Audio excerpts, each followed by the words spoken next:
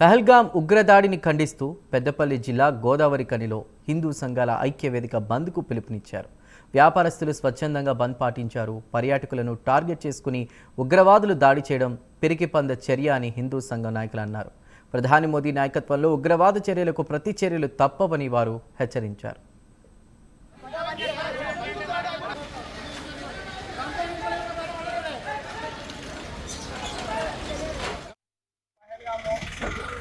హిందువులపై అమానుష కాల్పులను నిరసిస్తూ ఈరోజు హిందూ సంఘాల ఐక్యవేదికను విశ్వ హిందూ పరిషత్ భద్రంగా ఆధ్వర్యంలో స్వచ్ఛందంగా బంద్ పిలుపు ఇవ్వడం జరుగుతుంది.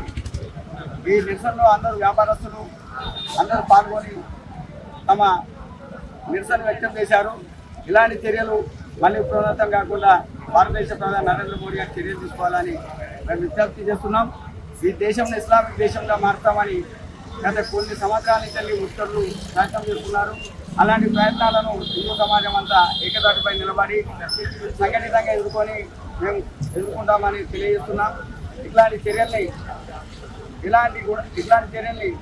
భవిష్యత్తులో జరగకుండా భారత ప్రభుత్వం తీసుకోవాలని మేము నరేంద్ర మోడీ గారికి విన్నవిస్తున్నాం.